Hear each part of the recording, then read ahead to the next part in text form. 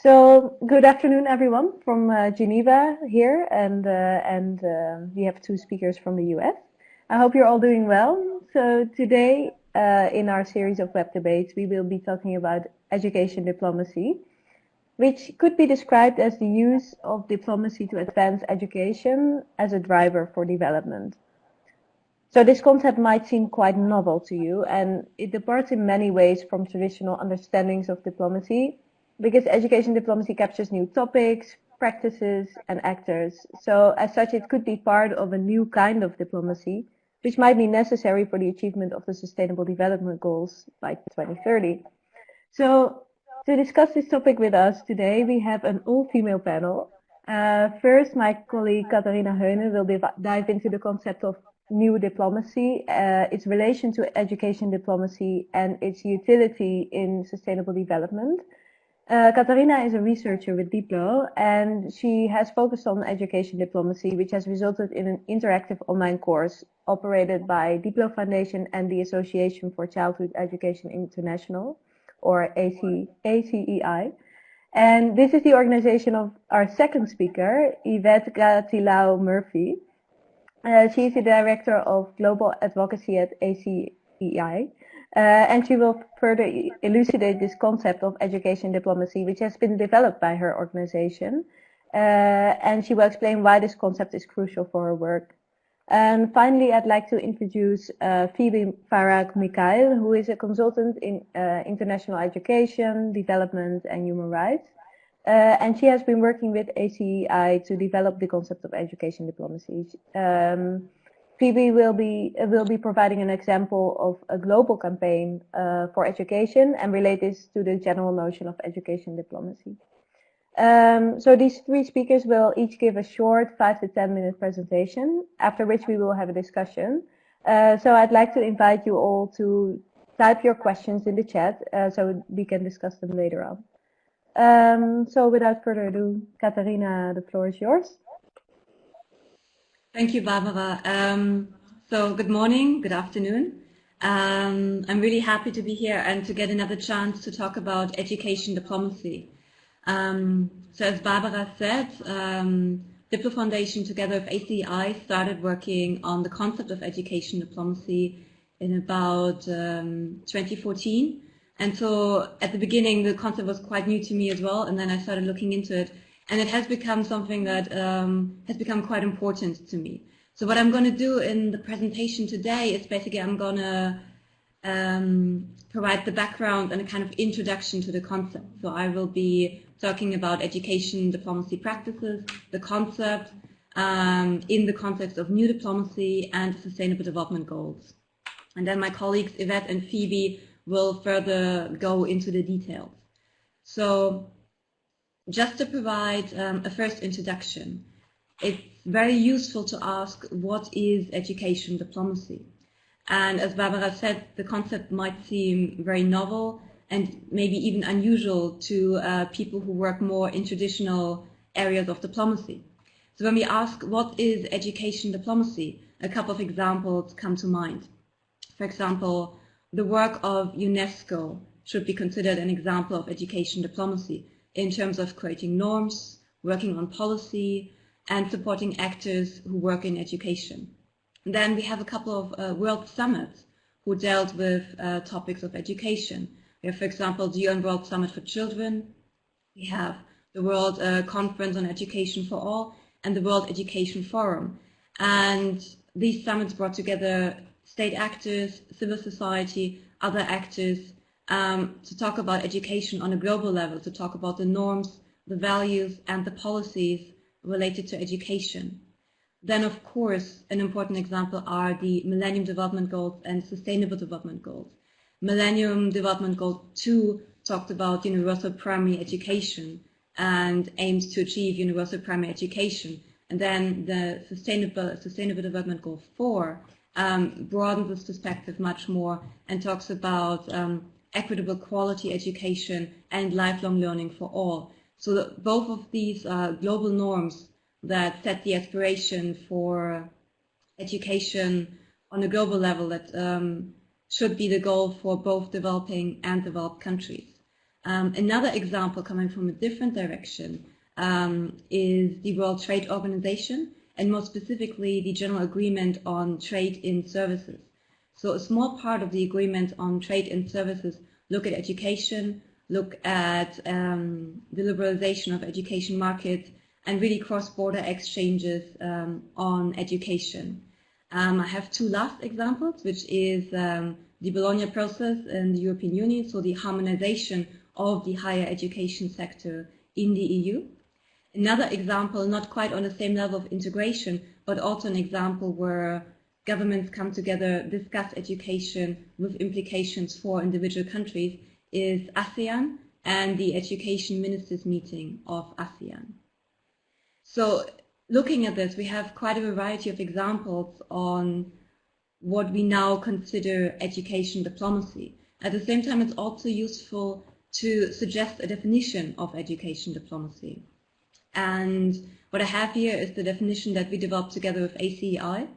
It's very much work in progress, and it's not considered to fix anything. It is more a suggestion for further thinking, for further elaboration, and as a starting point.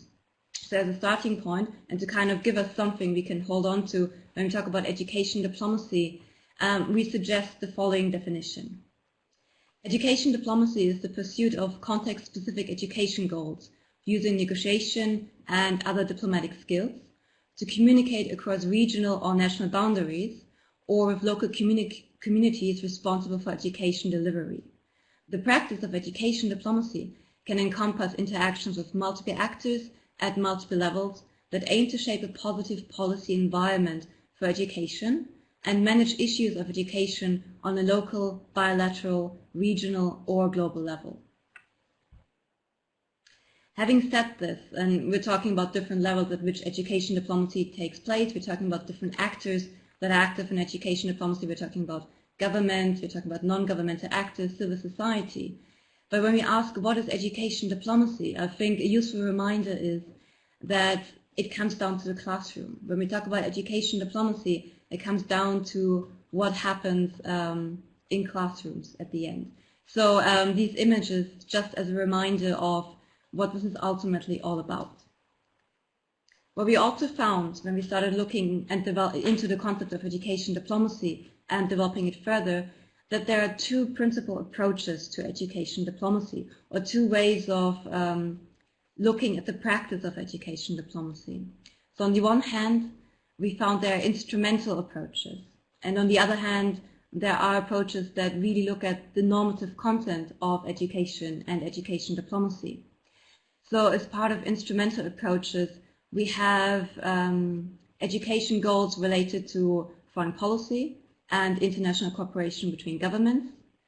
We have national interest. We also have soft power, and here the idea very much the idea of education exchanges to promote the values and norms of a country, to make a country seem very attractive and interesting. We also have cultural diplomacy. On the other hand, and then we move away from a focus, from a state-centric focus. On the other hand, we have norms and values that underpin education diplomacy. Education as a human right. We have a number of global commitments which further elaborate and deepen this idea of a right to education, and most recent and most prominently the Sustainable Development Goals and Sustainable Development Goal 4, where again it's about norms and values and the idea of promoting quality education, equity in education.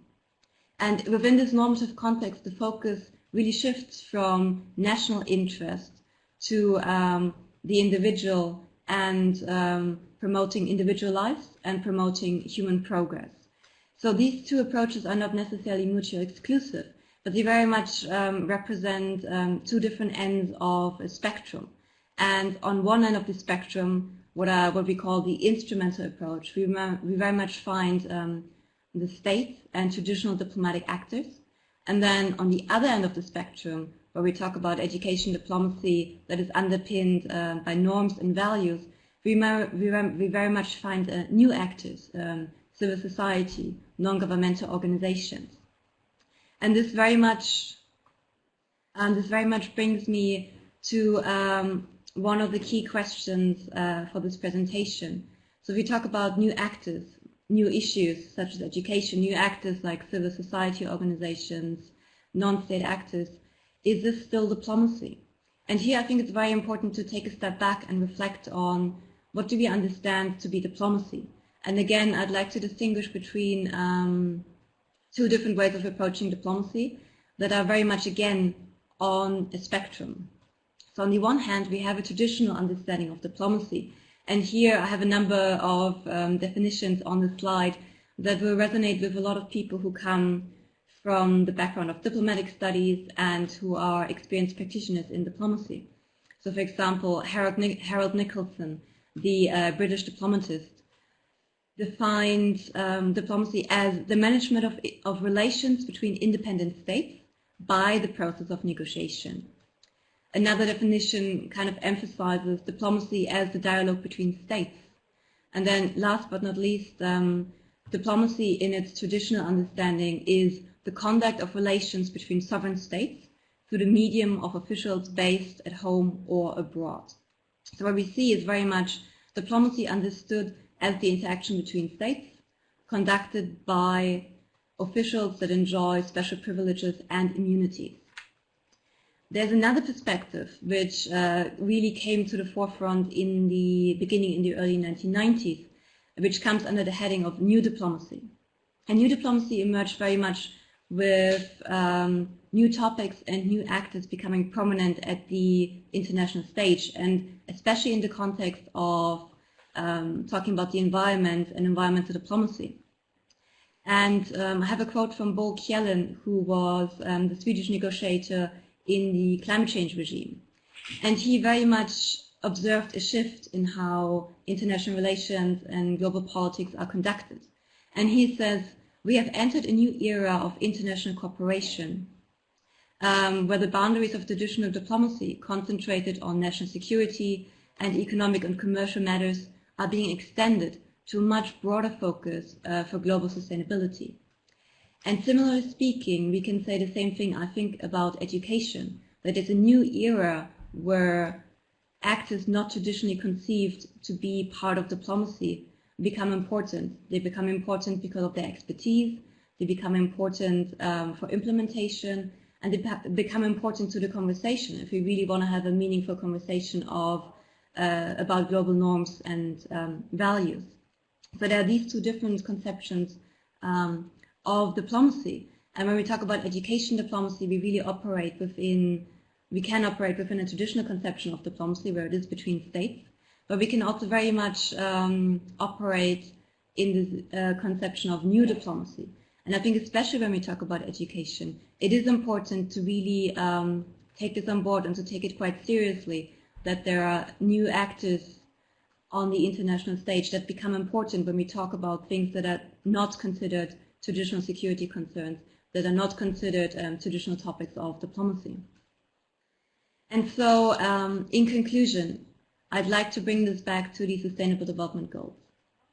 As I said a few times during the presentation, we have Sustainable Development Goal 4, which aims to ensure inclusive and equitable quality education and promote lifelong learning opportunities for all.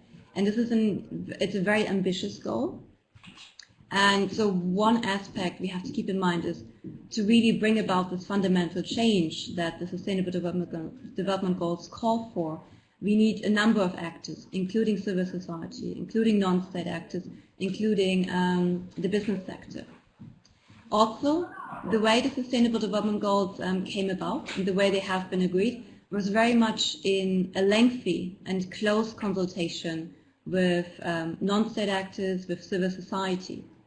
So these non-traditional actors in diplomacy have been part of the process from the very beginning, and they will be fundamental in bringing about or working at least towards this fundamental change that Sustainable Development Goal 4 calls for. At the bottom of the slide, I have a quote from former Secretary General Ban Ki-moon, who really encapsulates this ambition of the SDG agenda. He said, the agenda is a promise by leaders to all people everywhere. It is a universal, integrated and transformative vision for a better world. So in conclusion, when we talk about education diplomacy, I think we very much operate within this idea of new diplomacy. And when we talk about working towards the Sustainable Development Goals, we need to take into consideration new actors, new topics, new ways of interacting between different organizations and individuals involved in education. And perhaps we should also be more open to consider a normative dimension for diplomacy. So I'm going to stop here. I'm looking forward to your questions and to the discussion. And I'll hand over to Barbara. Thank you, Katharina, to give us a little bit more of a clear idea of what we are talking about, the broader concepts behind education diplomacy, and as well as maybe the broader context of the world that we are in terms of the new kind of diplomacy that we might encounter. So now I would like to give the floor to Yvette, who will be talking more about education diplomacy and its conceptualization.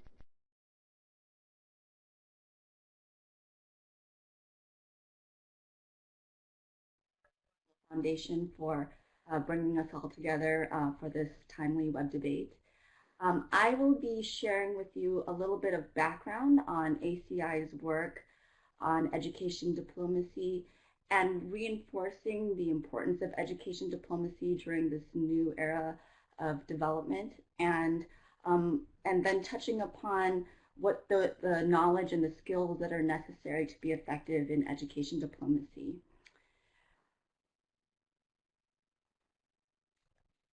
First of all, the Association for Childhood Education International is located in Washington, D.C., here in the United States.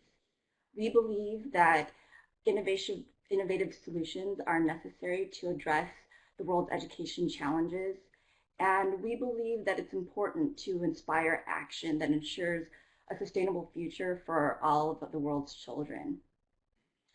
ACI does this through 3 core programs. That being the Innovation Exchange Program, which is essentially our publications program, the Global Schools First program, which promotes 21st century skills, and the Center for Education Diplomacy, of course, that recognizes that educators and those working with the education sector require new skills in order to advance education worldwide.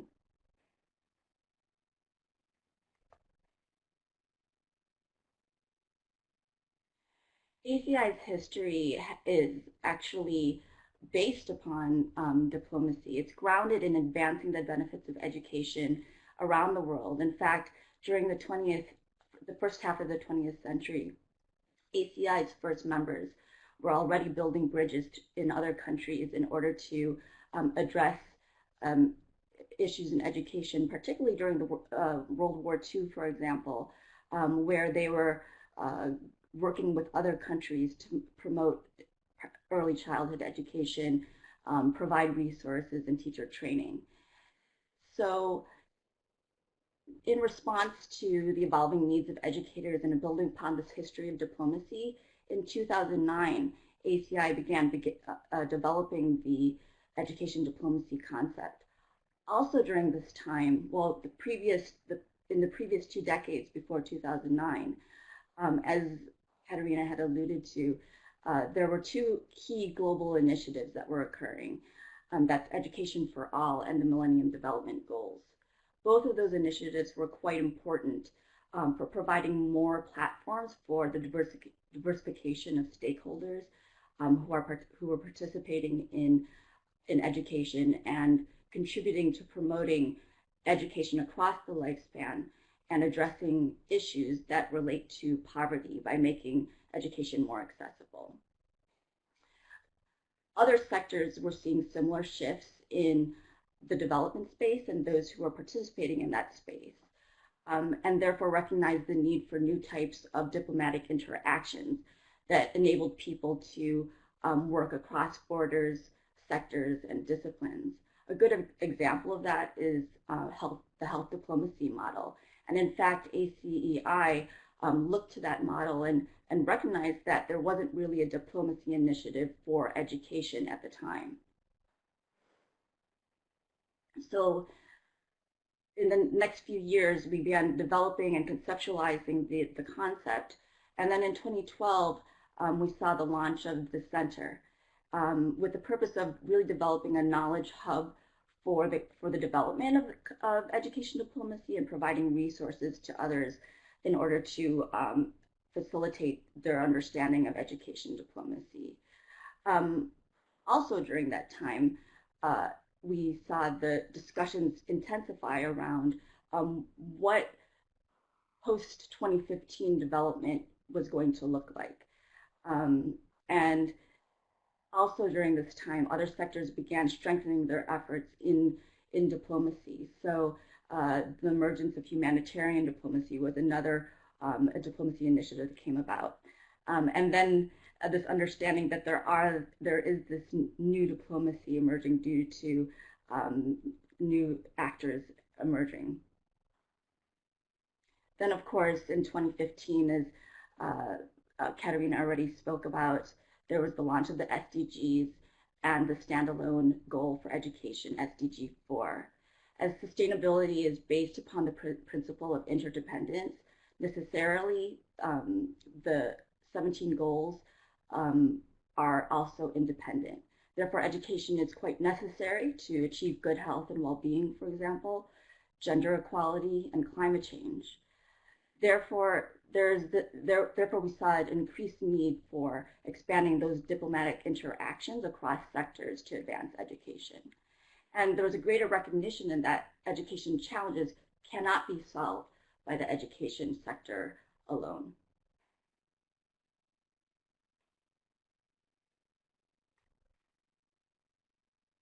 So what is education diplomacy? It is an evolving concept. The way we like to describe it in a little bit more relatable or simplified terms is that it's a process that builds bridges across borders, sectors, and disciplines to advance education and solve education problems through the use of diplomacy skills and processes, such as negotiation and shaping consensus. It's important to note that education diplomacy, as Katharina's definition had pointed out, is not limited to state-level interactions, but also includes working within education systems at the local level, national level, and even through regional cooperation. Education diplomacy brings together advocacy skills and leadership skills. We know that people are being trained in education advocacy, often to promote solutions to a particular specific objective. We also know that there are many leadership programs in education, but what education diplomacy does is it brings together those the skills from both of those aspects and really elevates those skills for the professionalization of education, and it brings it to a higher level where we are able to use it as a process to promote sustainable change. I know that Phoebe will be going into this a little bit more about our model for education diplomacy, but it includes a basic knowledge framework around human rights, international relations, international development, and international education policy. We recognize that education problems often require political negotiation, shaping consensus, and developing and sustaining partnerships among diverse economic, social, and political partners. Education diplomacy brings together all the relevant stakeholders, government, non-state actors, and even the private sector. And therefore, it requires really specific skills of building trust, learning about multidisciplinary perspectives, even shifts in different language and lexicon between different sectors, and also the willingness to compromise.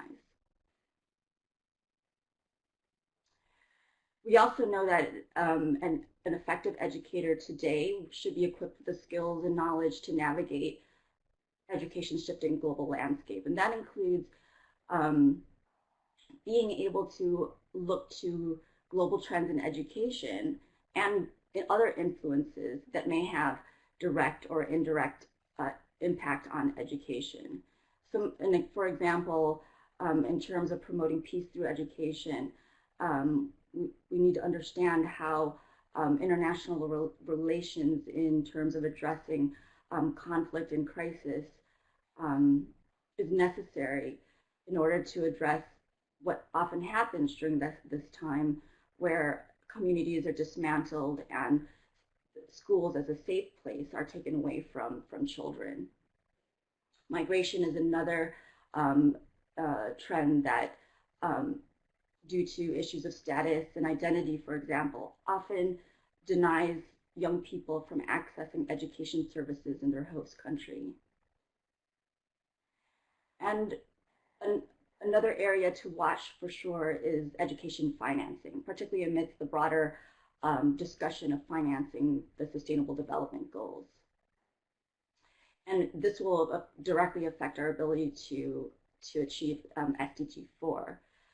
Investment in education diplomacy that develops cross-sectoral partnerships, provides those forums for inclusive participation, and sustains and mobilizes political will, would contribute to and result in greater financial investment in education. And Phoebe, when you listen to her, she will be talking a little bit more about some of those mechanisms in global education today. So that's all for me. I just want to thank you, and you see there our website. So if you're looking for more information on education diplomacy and would like to learn more about some of the courses that we're offering in partnership with the DiploFoundation, of course, please visit and feel free to contact me. Thank you, Yvette. We will now directly move to Phoebe, who will be giving a specific example of a global campaign for education within the framework of education diplomacy. Afterwards, we will be answering the questions in the chat. Over to you. Thank you, Barbara. I'm happy to be joining this conversation, and I'm thankful to Katharina and Yvette for introducing this and for bringing us together. I am, as we've mentioned, a consultant with ACEI about education diplomacy, and I also work with Katharina to teach the education diplomacy course with the DiploFoundation. One of the fun things I get to do as a consultant in this project is to find illustrative examples of education diplomacy in action. And so in these next few minutes, I'll be sharing two of those examples. Before I do that, just to give you, just to add on to the background that Katharina and Yvette have already provided for us. When we talk about a model for education diplomacy, at the center of this model are learners. We've talked about the definition of education diplomacy, and I put another iteration of it here in the first bullet. It says education diplomacy uses the skills of diplomacy grounded in human rights principles to advance education as a driver for human development. Its ultimate purpose is quality and equitable education for all learners from early childhood to lifelong learners. And connecting with what Katharina said about moving from the instrumental approach to the normative approach, if you can think of traditional diplomats as representing their home countries, education diplomats represent learners. And I wish I had a wonderful photograph of children, but learners can be any age. And when we consider the Sustainable Development Goal 4, it actually identifies it early childhood education all the way to lifelong learning. Education, like diplomacy, has no end state, but it is a lifelong process. and education diplomacy is ongoing, and it involves listening, learning, leveraging, leading, and leaping.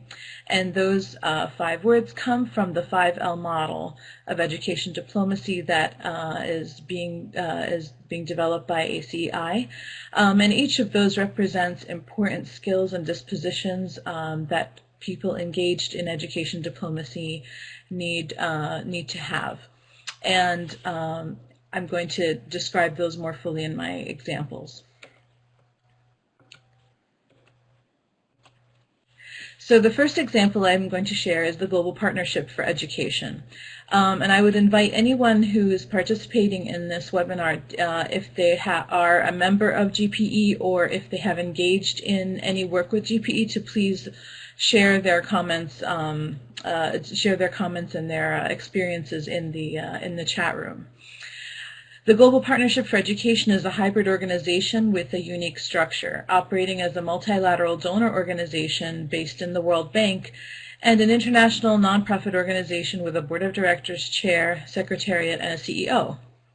It is the only global fund dedicated to education in developing countries, and it has adopted SDG 4, the Education SDG, as its vision. GPE brings together traditional diplomatic actors, multilateral agencies, developing country governments, and donor governments with non-state actors. The non-state actors on the board include private sector and foundations and civil society actors. In full disclosure, I have also consulted for the Global Partnership for Education in the past. GPE has undergone many changes in its method and its structure since it began in the year 2002 as the Education for All Fast Track Initiative as part of the World Bank. Its new approach, based on the changes in the global education agenda and the adoption of the Sustainable Development Goals, is a new financing and funding framework that focuses its efforts on leveraging its influence to increase domestic expenditure on education, provide funding to eligible countries, and pave the way for financing from other donors and development partners. GPE also focuses on learning by creating a knowledge and innovation exchange platform so that developing country partners can learn from each other's experiences. GPE will also help civil society at the country level lead advocacy and accountability after listening to the experiences from the Civil Society Education Fund, which I'll also talk about more in my next example. And my next example is another large organization, but kind of on the opposite end of the spectrum. The Global Campaign for Education is a global civil society movement working to end the global education crisis. In GCE, there are over 80 national civil society coalition members. These members are part of the GCE World Assembly, which governs GCE along with the board. Each of these national coalitions include teachers' unions, non-governmental organizations, and other civil society organizations committed to education. The GCE Governing Board includes representatives from the teaching profession, from international non-governmental organizations, from international alliances and networks working on child-youth rights or child labor, and from the 5 world regions. At its inception, GCE listened to the concerns of organizations from the South and quickly changed its governance structure to include Southern-based civil society organizations. In other words, it began initially as an initiative by 3 large international non-governmental organizations and quickly changed its structure to include organizations from Southern-based countries as well to better represent global civil society in its actions. GCE provides a means for local actors to leverage the global education agenda, and it builds local civil society capacity to lead advocacy and accountability through the Civil Society Education Fund, which is funded by GPE, and this is a fund that actually helps to build local capacity for advocacy, for accountability, and its most recent funder for this was the Global Partnership for Education.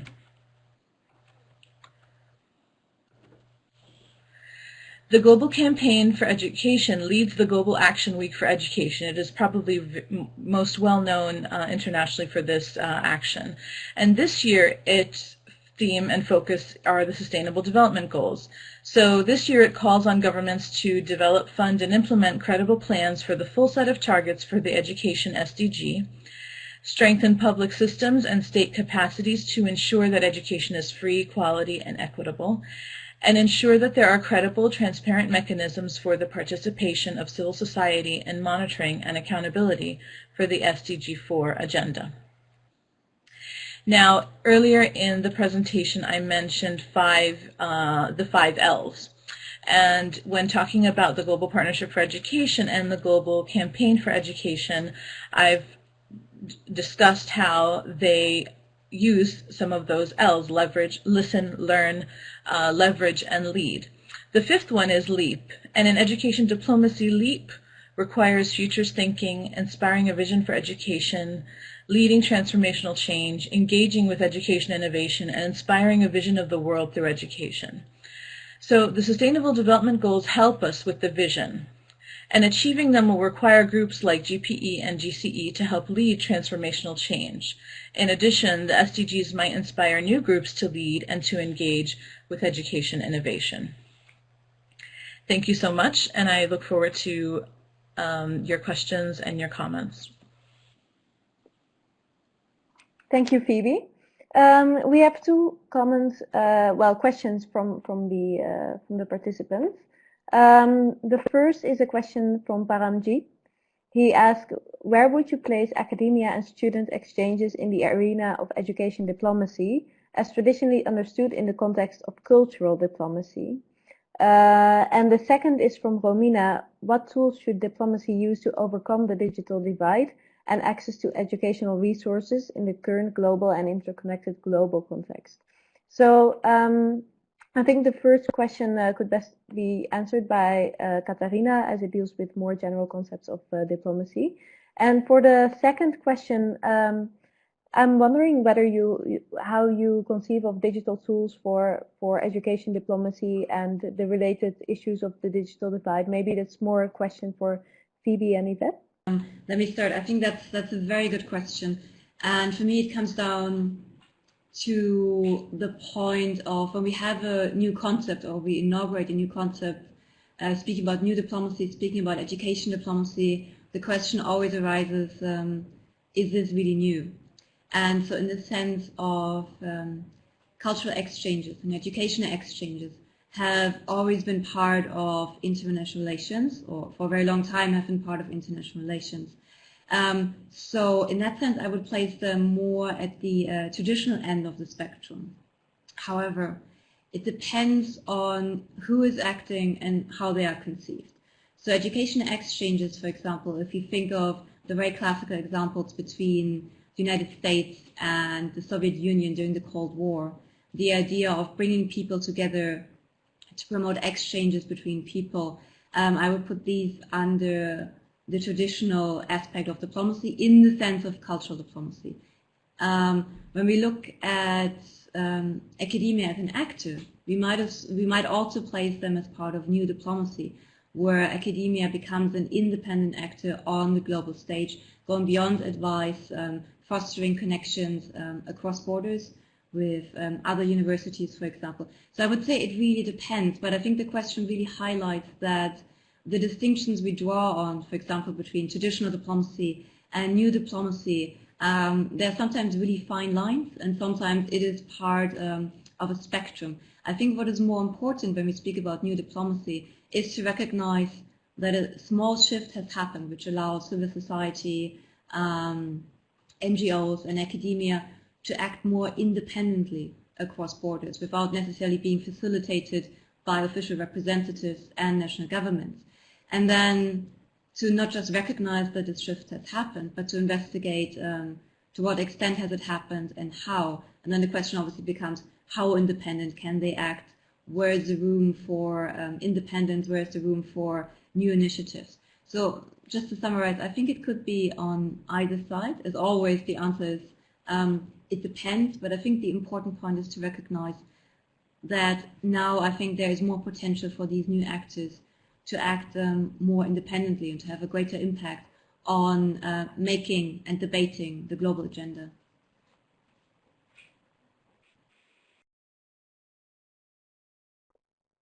Thank you, Kat. That is very useful indeed, because I mean, education is an age-old concept. International education is also not necessarily very new, but indeed maybe the role of other organizations and the context in which this is arranged has changed. Over to Phoebe or Yvette. I don't know who would like to take on the questions on digital. I'll just comment quickly on that one. I mean, diplomacy at its core is the convening of people, and in order to overcome the digital divide, I think that more and more plays an important role. A good example of an organization that's doing good work in overcoming the digital divide and accessing educational resources is an organization called Libraries Without Borders. They're working not only in countries around the world, but they're also working in communities here in the United States that don't have ready access to resources. And I think that they're certainly coming up with some innovative solutions to bridging that divide, working with communities, working with local policymakers to ensure that everyone has access to those educational resources. So I think really at the heart of that, all of those tools of convening, bringing together stakeholders, looking to solve problems through innovative ways, really is at the heart of education diplomacy. I'd like to add to that too that it is likely the accessibility of information communication technologies that has allowed for new diplomacies such as education diplomacy to exist, and so it is quite important to continue to make them more broadly accessible so that more actors can participate. Going along that, I wanted to also add to the first question about higher education, giving a recent example that I just read in East Asia regarding the relationship between China and Taiwan. And in this article, it talked about how while the political relationship has its ups and downs and its complications, between China and Taiwan, higher education has been doing much collaboration and communication, as Katharina mentioned, separate from the traditional diplomatic and political conversations. And so their work actually has taken on its own diplomatic diplomatic arena, so to speak.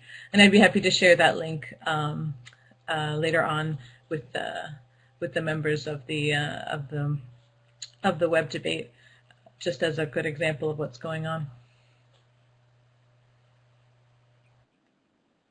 Thank you, Phoebe. We have another question that maybe you could answer as well.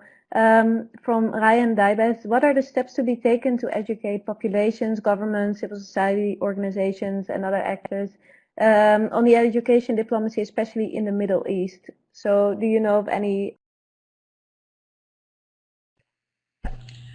Well, I believe that Yvette and Katharina can also speak to this. The DiploFoundation is one of those initiatives, and certainly ACI Center for Education Diplomacy is one of those initiatives working hard to disseminate the idea and to share ideas, to share the concept and to share examples as broadly as possible.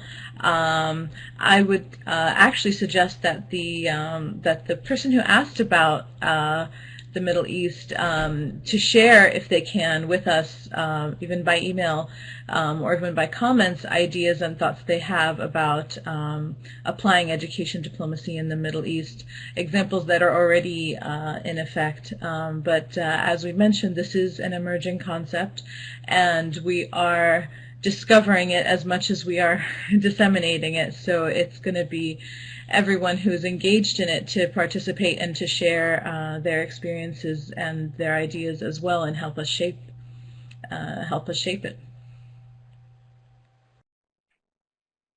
Thank you. Indeed, I mean, it seems that this is very, very much still in an early phase, this concept of education diplomacy, and that's why, you know, these initiatives need to be formed and need to be thought about. Another question about initiatives is from Svetlana, and she's interested to find out how to apply education diplomacy in higher education. Yvette, maybe this is something that you could comment on. Is there some specific link between education diplomacy and higher education, and are there already? Yeah, absolutely. Higher education in the context of the Sustainable Development Goals will definitely play an important role. There is this important need to be able to research and obtain data in order to monitor the goals, in order to monitor and specifically SDG 4. There is a lot of cooperation that needs to happen between universities and policymakers and government officials, and it'll, you know, higher education is quite important in that way. Another area in which higher education is engaging in education diplomacy, we know that many institutions worldwide are going through what we call an internationalization process. That includes, of course, both student and faculty exchange and research and sharing knowledge, but it also includes systemic changes to how institutions operate at every single level, right? So there is a lot of diplomacy that is required to bring forth a vision that an institution may have on what their internationalization process looks like. I think, interestingly, what we need to keep in mind in terms of education diplomacy is that we often have to work with the factors that are in front of us, the conditions that are in front of us. So we know in certain contexts that the factors that may facilitate internationalization of whether a program or an entire university are in place, and it actually might be quite easy to build consensus and bring people together and say, yes, this is really important. We see the need to really put ourselves out there in not only what we can offer the rest of the world in terms of research, but also how they're preparing their university students to be able to be good global citizens and prepare for a changing workforce, right? So it's an interesting thing. You know, education diplomacy is so dynamic, and certainly universities are working in this way as education internationalizes. But it's to be seen. Again, the data piece, I think, is, in my opinion, is a really important influence and important initiative that higher education, I think, needs to look to in order to be able to contribute to the Sustainable Development Goals. Thanks, Yvette. I have a question for the three of you. It's quite a general question. How do you see the future of education diplomacy as some sort of ideal type, and what are the obstacles to achieving it? Because, of course, you know, it sounds all very promising, and maybe the world is changing, but maybe the world is also going backwards in some way, or maybe isolationist approaches are being adopted more and more. So what? Yeah, maybe let me start on this question. So I think going back to something mentioned earlier and really well expressed by Phoebe, when we talk about education diplomacy, it is a new concept to a certain extent. It might not necessarily be a new practice. But apart from a kind of mapping exercise where we identify a new type of diplomacy that cuts across cultural diplomacy, traditional diplomacy, public diplomacy. Apart from that, by just naming it education diplomacy and talking about it and providing resources on it, I think the important point is also awareness raising, training and capacity building. So in the sense that, for example, in our course on education diplomacy, we provide training and ultimately capacity building for two types of actors or two key constituencies. So what we experience, Phoebe and I, in the course is, on the one hand, we have diplomats, people well-versed in traditional diplomacy, and on the other hand, we have people working in education. We have teachers, we have people working for teacher organizations, in higher education, and so on. And bringing these two constituencies together promotes a kind of understanding that is much needed, for example, in bringing about Sustainable Development Goal 4. And further, each of these constituencies has a certain type of need in terms of awareness and knowledge. So, for example, the educationalists, I like to call them, they need an understanding of how the global framework works, what are the processes, how can they get engaged, how can they use diplomatic skills to connect to people in other countries, to connect to the diplomatic process on this high level in its traditional understanding of diplomacy. And then on the other hand, we have the diplomats, the traditional, coming from the traditional perspective of diplomacy. And for them, it's really important to gain an understanding of what education is about. What are the needs of teachers? How does the sector work? What are the values and frameworks that people engaged in education, teachers in other words, use? Because they will be responsible for talking about the SDGs, for negotiating trade deals, for example. So I think more importantly, for education diplomacy, it's not so much creating a new concept to have yet another concept. I think it's a really important tool for capacity building, for training in an area where we need to bring two different constituencies together in order to fulfill Sustainable Development Goal 4, or more importantly, in order to improve the lives of people, in order to expand their education opportunities.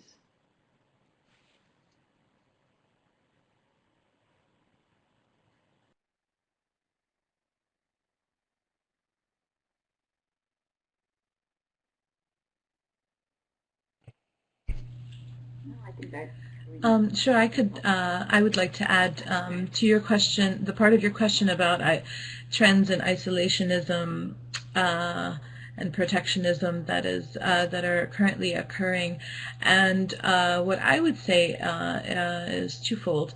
While yes, these trends are occurring, there are still more other trends that are increasing collaboration and networking and communication. For example, the organizations that I mentioned, GPE and GCE,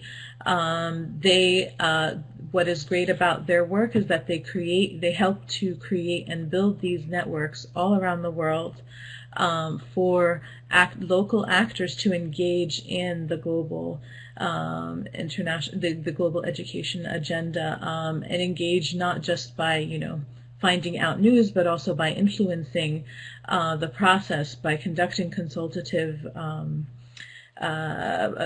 consultative processes to get input on things like the Sustainable Development Goals and other initiatives. And while they're still not perfect, they're still not completely representative of every population in the world, they're certainly more than they ever were before.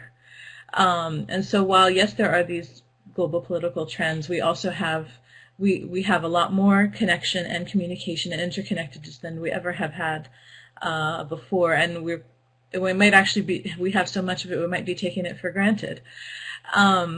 And with that being said, education diplomacy also does have this potential of counteracting some of the negative aspects of isolationism. One aspect of education diplomacy that we didn't so much emphasize in this presentation is there's education diplomacy for education, and there's also education for diplomacy. And that aspect of education diplomacy involves important initiatives like global citizenship education, which has already been mentioned. In the education leadership field, there is lots of work on global competencies in teacher education and in other education leadership roles. And education diplomacy has a role to play in this, so that as we continue to increase our interconnectedness, we do so in a way that promotes communication, cultural awareness, appreciation, and actually everything that diplomacy was meant to be in the first place.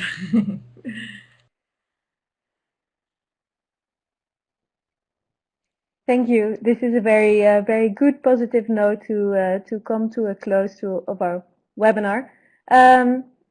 I would like to give one small scoop. DiploFoundation and ACI are developing a new course on negotiations for education diplomacy, and this course will be launched during the second half of 2017. If you want to stay up to date about this, please subscribe to Diplo News and watch our website. Then I would like to thank the speakers. It was excellent way of knowing more about the concept of education diplomacy. For me, at least, it was a very useful learning experience. I would like to bring your attention that the next web debate will be again the first Tuesday of the month of May, this time 2nd of May, and it will be about standardization. We will look at standardization as an example of diplomacy, both as some sort of turf battle and as a way to bring practical achievements through diplomacy in quite difficult fields to bring consensus. So again, I would like to thank Phoebe, Yvette and Katharina, and I would like to wish you all a very good morning, afternoon, evening, wherever you are in the world. And thank you to our participants. It was a pleasure. Barbara.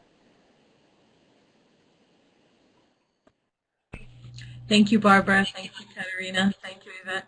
Yes, thank you, Katharina and Phoebe.